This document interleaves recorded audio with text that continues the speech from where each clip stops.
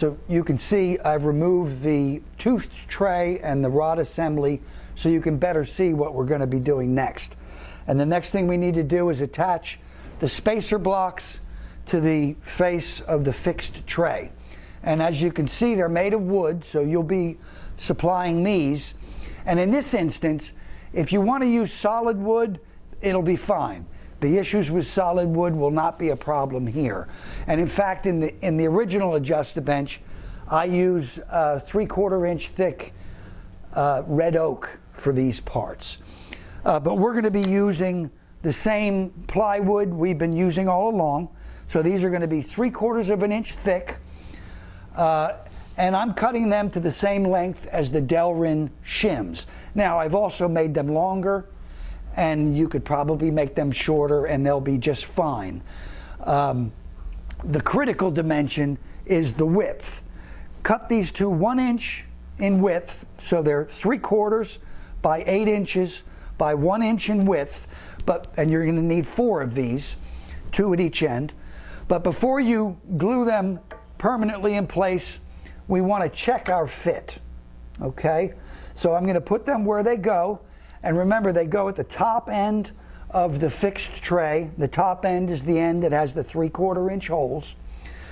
Put them in place and put the fixed or the toothed tray in between them, and I'm going to push it all the way against one side and check the fit. And I see I've got a 1/16 of an inch of room, and that's what I want. If I had 3/32 of an inch, that would be fine too.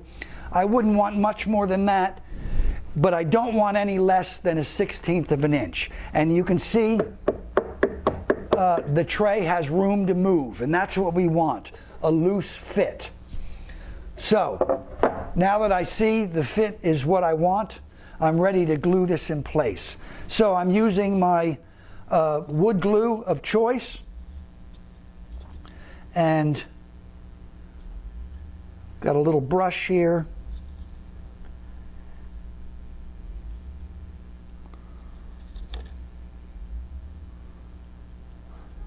So spread your glue, and you can put these in place and clamp them and wait for the glue to dry. But I'm going to use a pinner to hold them in place until the glue dries. That way I can move on to the next step immediately. So, spread your glue, put that right against the leg, and make sure it's flush with the top edge of the panel. And once you've got that position, I'm going to tack them in place.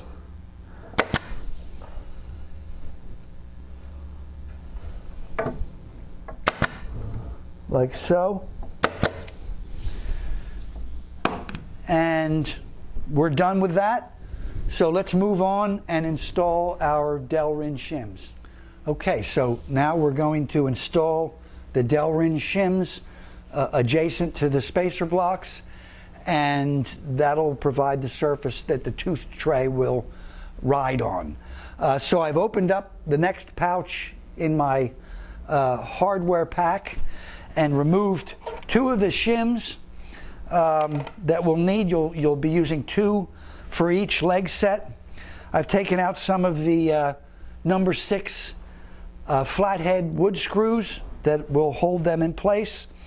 I've got my power drill again, outfitted with a 3/16 inch twist drill, and I've got a 1/16 inch twist drill we'll use to drill some pilot holes, and I have my Phillips head screwdriver. So what we want to do is position one of our shims with the countersunk side up against one of our spacer blocks, and we want to make it flush with the end of our panel. And now the screws that are going to hold these in place are flathead screws, and we want the flat head to sit perfectly down in its countersink.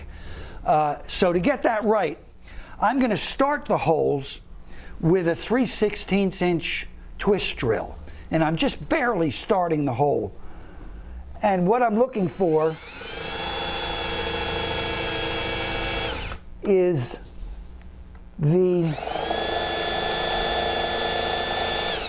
perfectly centered divot right in the center of the hole that is going to provide an easy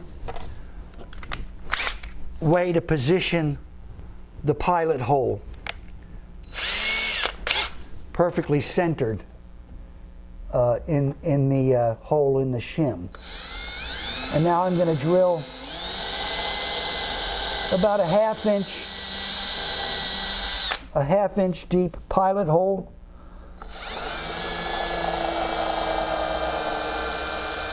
Guided by that divot.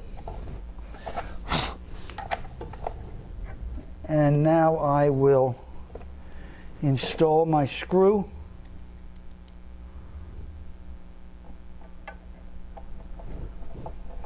Now, if you feel the need to give yourself a depth gauge when drilling that pilot hole, you could always put a piece of masking tape around this ½ inch in from the end. But I like to live dangerously, so I didn't do that. But this looks just like what we want. That is below the level, and it's driven all the way home. So I'll do the same thing here. I'll do the same things over here, and the same things for the other end of the bench. And we're going to move on, and things are going to get really exciting now.